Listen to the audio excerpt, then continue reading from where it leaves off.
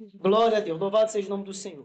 Queridos, eu não vou perder tempo, até porque as horas já estão avançadas, mas eu preciso falar tudo aquilo que Deus colocou no meu coração. Eu queria nessa noite falar sobre um determinado tema. Seguinte tema: qual é a maior ambição do homem? Qual é a maior ambição do homem? Você já parou para observar? Qual é a maior ambição do homem? O que é o maior desejo do homem? E eu não tenho dúvida de poder afirmar isso para a igreja, que a maior ambição do homem, quando eu falo homem, eu falo o gênero humano, ser humano. A maior ambição do homem é ser vencedor. Nós vemos isso nas criancinhas. Quando a criancinha está brincando com um bonequinho, um dos dois bonecos que ela está usando tem que vencer o outro. A gente vê isso nas escolas, um querendo ser melhor que o outro, e isso não é errado, é a natureza. Nós vamos lá para Gênesis 11, nós vamos ver Nimrod querendo construir a Torre de Babel, até chegar aos céus, diz o texto, para quê? Para ser vencedor, para ser famoso, para ser conhecido, para ser reconhecido, para deixar seu nome na história, para deixar seu legado. Então a maior ambição do ser humano, inclusive a sua, a minha, é ser vencedor, é ser vitorioso, é triunfar. Agora, o que me chamou a atenção nisso, que nós lemos aqui no texto, é que o versículo 4 diz assim: porque todo aquele que é nascido de Deus vence o mundo. Aí aqui eu parei e fui meditar. O que é vencer? O que é vencer? O que é vitória? O que significa a palavra vitória? E eu peço que você entre no texto comigo e assimile esse meu raciocínio para você entender a palavra do Senhor. O que significa a palavra vitória? Para nós, vitória é somente vencer. Só que vitória vai muito além do que vencer. Eu anotei aqui, a palavra vitória vem do latim. O nosso português é um substantivo feminino, que significa ação ou efeito de vencer ou derrotar um inimigo ou um oponente. Ou seja, a palavra vitória é uma ação ou um efeito que vai gerar para você uma vitória sobre o inimigo, sobre um oponente, sobre uma circunstância, sobre uma situação, sobre uma situação que você viva. Isso é vencer. Agora, por que é importante a gente saber a definição dessa palavra vencer? Porque lá no princípio, nós perdemos e o diabo venceu. Lá no princípio, em Gênesis 3, nós perdemos na pessoa de Adão e Satanás venceu. Em Gênesis 3, nós vamos ver Eva comendo do fruto e dando para o seu esposo, e seu esposo comendo do fruto. Ali, Satanás venceu. Ou seja, ali o homem perde. Ali a criação geme. Ali a criação chora. Ali nós somos condenados ao fogo do inferno. Mas não é sobre isso que eu vim pregar nessa noite. Só estou desenvolvendo para você o raciocínio. É tão importante hoje a gente saber o que é uma vitória para a gente valorizar ela quando Deus der para a gente. Agora, eu não estou pregando da vitória que vai chegar, não. Estou pregando da vitória que já chegou. A vitória que já nos alcançou. Então, lá em Gênesis 3, Satanás venceu. De que maneira? Adão, quando pecou, entregou tudo aquilo que Deus havia confiado a ele nas garras do diabo. Mas, pregador, onde está escrito isso? Vamos lá? Onde está escrito isso? Olha o que diz a palavra do Senhor, Romanos 5, verso 12. Paulo dizendo: portanto, por um homem entrou o pecado no mundo, e pelo pecado desse homem entrou a morte. E pela morte, a morte passou a todos os homens. Por quê? Todos pecaram. O que Paulo está querendo desenvolver aqui é o seguinte: através de Adão entrou o pecado. Através do pecado de Adão entrou a morte. E por que a morte foi matando as gerações? Porque a partir de Adão todos pecaram, inclusive eu, inclusive você. Então a consequência direta da vitória do diabo... Irmão, isso aqui é muito profundo. Pega para a sua vida. Pega para a sua história. A consequência direta da vitória do diabo sobre Adão foi a morte. Gerou para nós morte. Gerou para nós fracasso. Gerou para nós vergonha, de tal maneira que o homem já não podia mais entrar na presença do Senhor com orgulho. Já não podia mais entrar na presença do Senhor com liberdade. E o Senhor expulsou Adão do Éden como consequência da vitória de Satanás. Então eu quero que você entenda o que é vitória, para você saber se você é vitorioso ou não. Porque o Lucas falou aqui algo muito interessante. Eu vi a pregação dele no domingo passado, se não me falha a memória. Ele falou algo aqui muito interessante. Será que a gente pode falar que Deus é o nosso pastor porque Ele já está provendo hoje? Ou a gente vai esperar Deus prover amanhã para chamar Ele de pastor? Então a gente tem que saber a definição da palavra vitória. Então, Adão venceu. E olha só que coisa interessante. Quando Adão perdeu, o diabo venceu. O diabo venceu Adão. Através da desobediência de Adão, entrou a morte, entrou o pecado gerou a morte e a morte atingiu todos nós. Então o diabo até então está sendo vitorioso. Isso aqui é tão forte que Paulo diz no versículo 13 que a morte, irmão, isso aqui é muito tremendo. Porque hoje eu posso bater sem soberba nenhuma, bater no meu peito e falar que a morte me perdeu. Eu posso. Por quê? Porque Paulo diz que de Adão até Moisés, a morte imperou na terra. Isso aqui é muito profundo, irmão. De Adão até Moisés são quantos anos? Muitos anos. A morte teve um império cravado na terra. Era ela que mandava na terra. Até o Senhor se revelar a Moisés e dar a sua lei. Até a lei. Quando chegou a lei no Monte Sinai, a morte perdeu o seu império. Por que, pregador? Porque através da lei do Senhor, o céu desceu para capacitar a humanidade para vencer a morte. É através da lei do Senhor que nós vencemos a morte. Agora tem um porém nessa história. Mas pregador, Paulo diz em Gálatas que a lei não pode justificar. Sim, a lei não justifica, a lei condena. Mas o que justifica? A fé na lei. Não é propriamente a lei, é a fé na lei. Então, nessa noite, eu queria pregar sobre a vitória que vence o mundo, que é a nossa fé. A vitória que vence o mundo, a nossa fé. Em Salmos 19, verso 7, olha o que diz a palavra do Senhor. A lei do Senhor é perfeita. Fato inquestionável. A lei do Senhor é perfeita. Segundo, refrigera a alma. Benefício direto da perfeição. Ou seja, a lei do Senhor é perfeita e um benefício direto dessa perfeição é que refrigera a nossa alma. Terceiro, a lei do Senhor é um testemunho fiel. Quarto, dá sabedoria aos simples. Então, eu sou vencedor. Eu sou vitorioso. Quando a lei do Senhor, que é perfeita, entra na minha vida, refrigera a minha alma, me traz um testemunho fiel e me dá sabedoria. É a sabedoria de Deus que me faz vencer a morte. É a sabedoria que vem da lei do Senhor que me dá capacidade para vencer a morte. Por meio de quê? Da sabedoria. Da lei. Josué, isso aqui é tão profundo que o Senhor entregou para Josué uma estratégia de vitória, simples. Josué 1:8, você conhece o texto. Deus disse assim para Josué: olha, Josué, tenha cuidado para não se desviar nem para a direita, nem para a esquerda. E mais uma advertência. Não deixe que o livro desta lei saia da tua vida. Medita nele de noite. Porque assim, aí o Senhor bota condicional no texto. Porque assim tu serás vencedor. Tu serás vitorioso.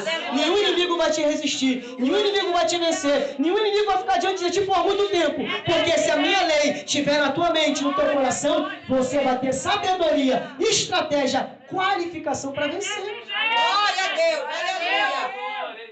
Então entende a importância da lei? Sem a lei, estamos mortos. Sem a lei, o diabo vence. Sem a lei, o diabo zomba, ri e debocha. Mas com a chegada da lei, o diabo perde o seu império. O diabo perde a sua força. O diabo perde a sua autoridade. É por isso que quando o diabo encontra um crente que medita na lei, que vive na lei, ele já não tem autoridade contra aquele crente. Aí o que ele faz? Usa o motorista do Uber, usa o pai, usa a mãe, usa a esposa, usa o esposo, usa o vizinho, usa o colega de trabalho, usa os filhos, usa o pastor, usa a pastora, usa quem der brecha. Por quê? Ele vai olhar para o crente, não, aquele ali tem a lei. Tem a lei, tem o testemunho, tem a sabedoria. Eu vou usar quem está do lado dele que não tem.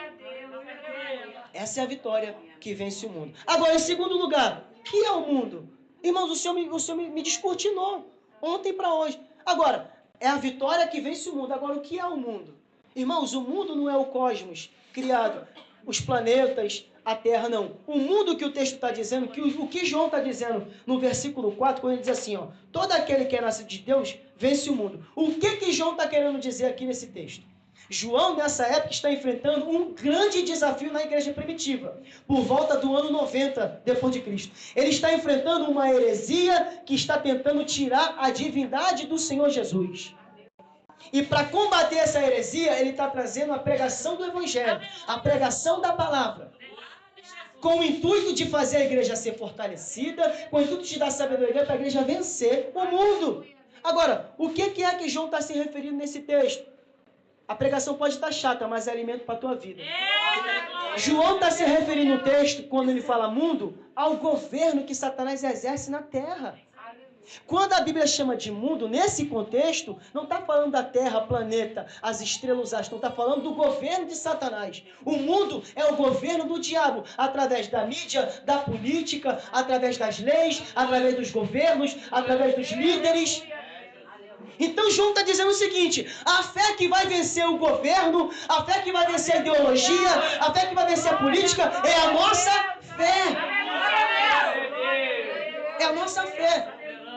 Então, quando João fala que a nossa fé vence o mundo, ele está falando do governo de Satanás que já está estabelecido na terra desde Éden, irmão. Aí a gente, às vezes, quer entrar na guerra, eu já fiz isso e aprendi. Às vezes a gente quer entrar numa guerra contra Satanás despreparado. Irmão, ele venceu a gente lá no Éden. Ele tem experiência em pegar o homem no seu pecado. Mas a mesma experiência que ele tem para pegar o homem no pecado, a palavra te dá para vencer o pecado. A mesma experiência que Satanás tem para te pegar no pecado, a palavra te dá para vencer o pecado. Então João está dizendo o seguinte: quem é nascido de Deus vence o mundo, vence o governo de Satanás. Aí Jesus diz assim: olha só, é chegada a minha hora, e vem vindo aí o príncipe deste mundo, o qual não tem parte comigo. Não tem parte comigo. Então, eu queria falar aqui, rapidamente, sobre os passos que nós temos que dar para vencer o mundo. Preste atenção aqui comigo, igreja. Os passos que nós temos que dar para vencer o mundo. Eu poderia falar aqui nessa mensagem diversos passos que a igreja pode dar para vencer o mundo. A igreja me ouve e diga amém. Amém. Mas eu quero dizer somente um. E através desse um que eu vou falar, você vai entender os demais. Primeiro passo para você vencer o mundo. O que é o mundo? O governo de Satanás. Primeiro passo que você tem que dar para vencer o mundo. O que é o mundo? O governo do inimigo. A ideologia do inimigo. O nada a ver. O não tem nada a ver. O pode fazer. Isso, para você vencer. Primeiro passo. Deus abençoe meu irmão Maria José. Pertencer a Cristo Jesus. Primeiro passo que eu dou. Olha só. Eu estou aqui no império da morte. Eu estou aqui sujeito a um governo do inimigo. Eu estou aqui vencido pelos meus próprios pecados. Qual é o primeiro passo que eu tenho que dar para vencer o mundo? Pertencer a Cristo. E o que é pertencer a Cristo? O que é pertencer a Cristo? Eu anotei aqui. Jesus disse assim, ó: vós não sois do mundo, por isso o mundo vos odeia. O primeiro passo para me pertencer a Cristo é entender que se eu pertenço a Cristo, eu não pertenço ao mundo. Se eu não pertenço ao mundo, eu não posso mais estar em concordância com aquilo que o mundo prega. Não tem como eu pertencer a Cristo e estar andando na mesma direção que o mundo está andando. É desse jeito. Então o primeiro passo para mim pertencer a Cristo é aceitar lá dentro da minha alma que eu não posso viver o que o mundo vive. Eu não posso agir como o mundo age. Eu não posso me vestir como o mundo se veste. Eu não posso tomar escolhas. Irmão, isso machuca. Principalmente a juventude. Um jovem olhar todos os outros jovens fazendo e ele, por ser crente, não poder fazer. Ele está pertencendo a Cristo nessa geração. Primeiro passo: não andar como o mundo anda. Agora, como é que eu consigo não andar como o mundo anda? Aqui está o segredo. Você já tem, irmão. Eu não estou pregando aqui algo que Deus vai te dar, não. Algo que você já tem, que é a fé. A fé, diz a palavra do Senhor em Efésios 2, que a fé é um dom de Deus. Não vem de vós, é dom de Deus. Por que não vem de vós? Para que você não se glorie. Fala assim: eu sou um crentão. Como eu creio em Cristo Jesus? Não, Ele te deu a graça de você crer. Agora, fé em quê, pregador? Fé em quê? Eu anotei aqui. As evidências que a sua fé é uma fé salvífica, é uma fé vitoriosa e é uma fé que vem do Espírito Santo de Deus é a seguinte fé. Primeiro, Você tem que crer na pessoa bendita de Jesus. Eita, Jesus. Você tem que crer que esse Jesus que veio na história, nasceu, cresceu, ensinou, morreu e ressuscitou, ele é o Filho de Deus. Se você crê que Jesus é o Filho de Deus, a tua fé gera para você salvação. Segundo, não é só crer em Cristo como pessoa, é crer também na sua obra. Porque o que mais tem hoje em dia aí é pregadores, pastores, doutores, teólogos botando defeito na obra que Jesus fez na terra. Ah, mas Jesus é Deus, mas Jesus fez isso. Ah, mas Jesus é Deus, mas Jesus já deu isso. Ah, Jesus é Deus. Não, irmão, eu creio que ele é o Filho de Deus e creio na obra que ele operou como Filho de Deus. Eu creio que ele era Filho de Deus para expulsar demônio, mas eu creio que ele era Filho de Deus e foi até a cruz como homem. Então, os dois pilares da nossa fé, irmão, você tem que pegar isso para o diabo parar de te afrontar. E quando o inimigo vir, você fala assim, eu creio no meu Jesus. Como homem, eu creio no meu Jesus como fazedor da sua obra. Eu tenho que crer que ele é o Cristo, Messias profetizado, da descendência de Abraão, dos lombos de Davi, ele é o Messias. E eu tenho que crer na obra que ele operou. E não só crer, me agarrar a essa obra. Me apropriar dessa obra. E por que isso é tão importante que eu gostei dessa mensagem que Deus me deu? Porque tem gente que acha que um bom terno, uma sabedoria que Deus possa dar moderada, um cargo na igreja, ou uma vida ética para a sociedade é o suficiente para ser salvo. E não é. Não é. Porque a Bíblia diz, a palavra do Senhor diz, no mesmo texto que eu li no começo, Romanos 5:1. Olha o que o apóstolo Paulo está definindo, olha o que o apóstolo Paulo está colocando como regra de salvação. Ele fala assim, ó, tendo, pois, eu sei de qual, tendo, pois, paz com Deus, pela fé, somos justificados perante Ele. Sabe o que significa isso? Sabe o que significa isso? Você é pecador, você é pecadora. Você é homem falho, você é uma mulher falha. Só você e Deus sabe de quão ruim você é. Só eu sei o quão ruim eu sou. Só que quando eu creio, irmãos, quando eu creio, pega isso aqui para você.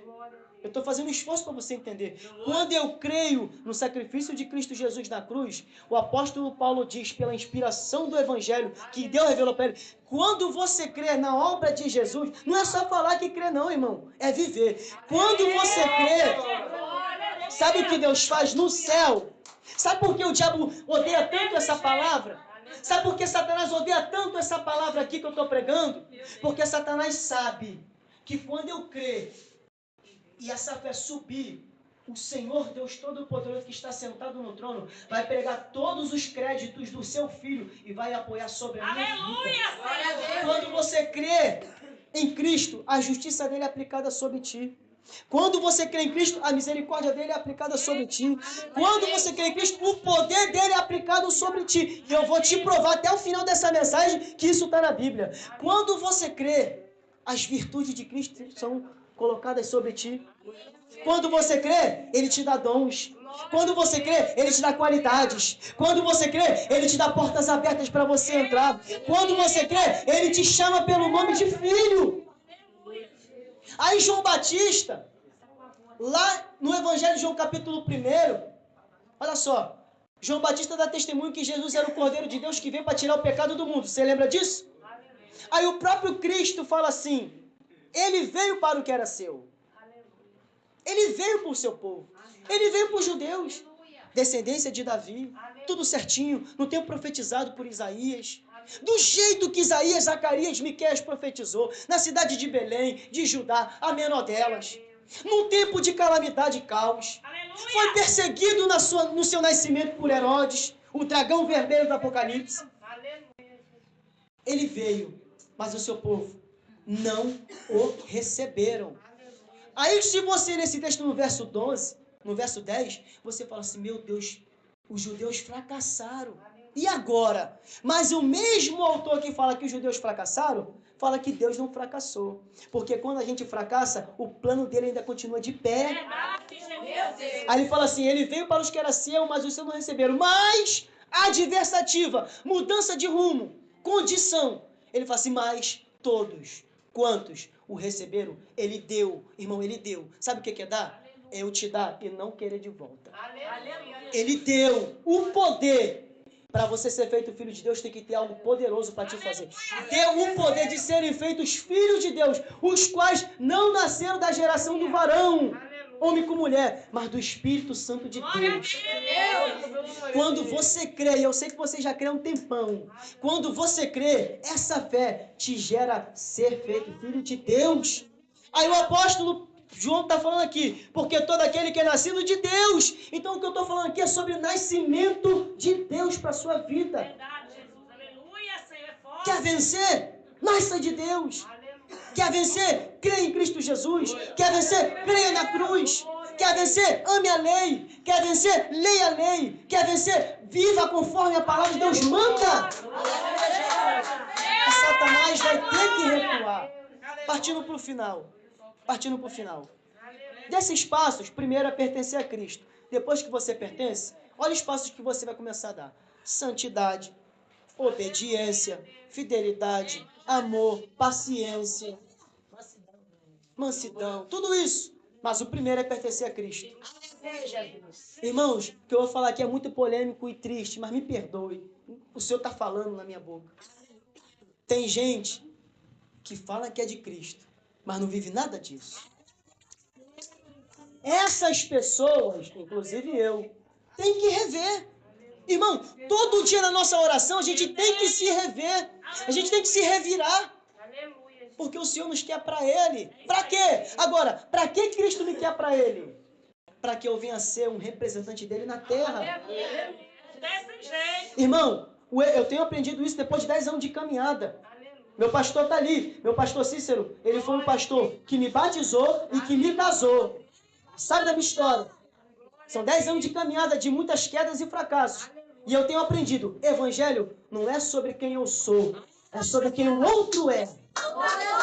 Eu tenho aprendido isso. Eu tenho aprendido isso. Não basta eu achar que eu sou bom.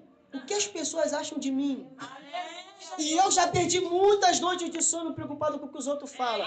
Aí o mundo diz assim, não se preocupa com o que os outros falam, ninguém paga a tua conta. Essa é a palavra que o mundo diz, mas o céu diz, se preocupa sim, porque através do teu testemunho, meu nome vai ser glorificado, meu nome vai ser engrandecido, e eu vou ser engrandecido na terra. Agora para encerrar, vencedor, meu Deus do céu, que coisa tremenda aqui. Vencedor, olha só, para ser um crente vencedor, a gente não é só protegido para... Isso aqui é maravilhoso, irmão. Porque você vai aprender aqui agora, vai ter hora que vai ser tempo na tua vida de se defender. Você vai ter que botar um escudo e se defender, só se defender. De que maneira? Chorando, jejuando, orando, pedindo graça. Vai ser um momento de ataque do inimigo que você vai só se defender. Mas vai chegar o tempo de você atacar. Preste atenção. Ser vencedor, que João está falando aqui no capítulo 5, no verso 4, não é só ser protegido, mas também ter autoridade para atacar e ter poder para atacar. Agora, Jesus disse uma coisa muito interessante. João 17:11, Jesus na oração do Getsemane, antes de ir para a cruz, antes de ser pego pelos seus malfeitores, esbordoado e crucificado, Jesus na oração, depois você lê em casa, na última oração de Cristo Jesus, no capítulo 17 de João, verso 11, ele diz assim, Pai, eu guardei todos quantos o Senhor me deu, no teu nome. Olha só que coisa linda. Jesus está revelando para a gente que enquanto ele estava no nosso meio, ele nos guardou pelo nome do Pai, que é o seu nome. Então, ser vencedor é ser guardado pelo nome do próprio Deus. E isso é na defesa. Isso, entenda? Isso é na defesa. Deus, quando me guarda, ele está me defendendo. Sim ou não? Pegou o raciocínio? Quando Deus está me guardando, ele está me defendendo, me protegendo. Ou seja, eu estou sendo atacado, mas o Senhor está me guardando. Davi no Salmo 27 fala assim, o Senhor é a minha luz, de quem temerei. Agora, ser vencedor não é ser só protegido, não. Vai ter tempo na tua vida que Deus vai te proteger, te guardar, te livrar, te esconder, como no Salmo 91. Mas vai ter tempo que o Senhor fala assim, olha só, meu servo, Acabou o tempo de se defender. Vai para a seara, vai atacar. Jesus, em Mateus 10:1, em Lucas 10:1, chamou os seus 12, com mais os 70, e falou assim, olha só, junta 2 com 2, 2 com 2, e vão pelas aldeias e pela cidade. E o texto de Mateus 10:1 diz, e Jesus deu-lhes poder sobre os espíritos imundos e sobre toda e qualquer enfermidade. Então eu venho aqui nessa noite para te dizer, ser vencedor é ser protegido do ataque e atacar na hora certa. Ser vencedor é ser protegido no dia mau, mas também atacar no dia que você estiver de pé. Em Romanos 8:37, Paulo declara no seu cântico, em todas estas coisas, e estas coisas são muitas coisas. Se fosse dado 2 minutinhos para cada um aqui dar um testemunho, a gente ia falar tanta coisa triste, né? Que eu não vivi, ela viveu, ela viveu. Então, em todas estas coisas, luto, vergonha, traição, humilhação, porta fechada, e todas essas coisas, Paulo diz, somos mais do que vencedores. Aí ele mostra o porquê, a causa e o efeito. Irmão, a causa está no Senhor, o efeito também. A causa e o efeito vem dele, irmão. Ele fala assim, em todas essas coisas nós somos mais que vencedores. Aí ele explica, por aquele que nos amou. Em um outro texto, ele diz assim, Deus prova o nosso amor, o amor dele para conosco. De que maneira? Te chamando, te honrando, te dando carro, te dando casa, fazendo você um empresário ou empresária? Não. Isso aí acontece também. Mas a maior prova que Deus te amou foi quando o seu filho foi para a cruz por você. Aí Paulo diz, Deus provou, irmão, deixou anotado, carimbado, que ele nos amou. Cristo Jesus morreu por nós. Não depois que a gente creu, antes da gente crer. Ou seja, quando a gente estava ali pecando, quando eu estava ali no mundo, quando eu estava ali fazendo a vontade do inimigo, ali ele me amou. E o seu amor me alcançou, e o seu amor me limpou, e o seu amor me santificou, e o seu amor me resgatou. Então, nessa noite, encerrando, eu quero dizer para você, nós somos vitoriosos. E o que é ser vencedor? Falei no começo. É o ato ou o efeito de vencer um inimigo, um oponente ou uma circunstância. Agora, o Senhor me deu uma frase aqui, eu ia anotar no celular, mas eu não quis pegar o celular. A frase ficou aqui. Enquanto o culto se desenrolava, o Senhor me deu uma frase dessa pregação. O Senhor falou assim para mim na minha mente, lá no meu intelecto. Vitória, olha só, isso aqui é muito lindo. E é o que Deus tem falado aqui nessa casa, porque eu tenho ouvido. O Senhor falou para mim assim, meu servo, vitória não se resume, entenda isso, vitória não se resume a cumprimento de promessa. Vitória é só o fato de hoje, eu não sei amanhã, mas hoje, eu estive de pé na presença do Senhor. Então, não é porque Deus não cumpriu promessa que eu não sou vencedor. Eu sou vencedor porque eu estou de pé.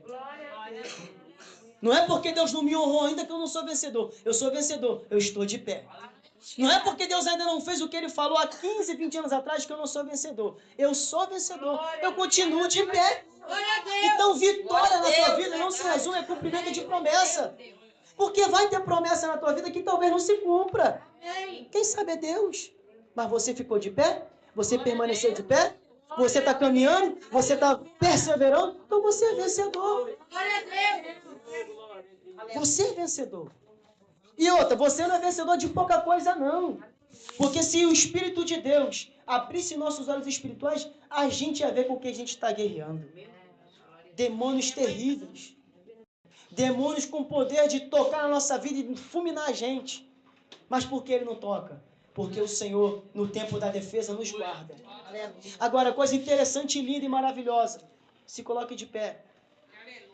Essa vitória tão retumbante, essa vitória tão extraordinária, tão excepcional, que além do Senhor te guardar nas tuas fraquezas, além do Senhor te guardar nas tuas fraquezas, porque não pense você que Deus te guarda na tua fortaleza, não. Não, na tua fortaleza Ele não precisa te guardar.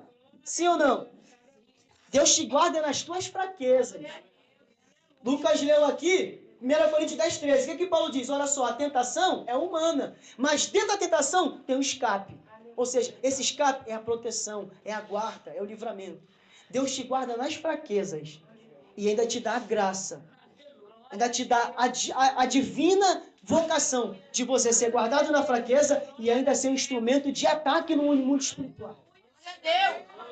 Irmãos, quando a gente faz o apelo, seja dentro da igreja, seja na porta da esquina da comunidade, seja no evangelismo, seja no trabalho, eu já tive a oportunidade de ganhar alma para Jesus. Quando a gente faz o apelo e aquela alma se rende, a gente não está vendo, mas toda a corja, toda a orquestração do inimigo que tinha naquela alma caiu por terra por intermédio de mim. Aleluia. Entende? Quando você faz o apelo, através da sua vida aquela alma se rende, através da pregação do evangelho, você foi um canal que Deus usou para vencer aqueles demônios que estavam naquela vida. Então, a vitória que vence o mundo é isso, você de pé, chorando, sofrendo, sendo humilhado, sendo perseguido, mas de pé. Porque vitória não se resume a cumprimento de promessas. Eu, nessa noite, tenho muitas promessas que Deus não cumpriu, mas eu sou vencedor porque eu estou de pé. Amém? Que Deus abençoe.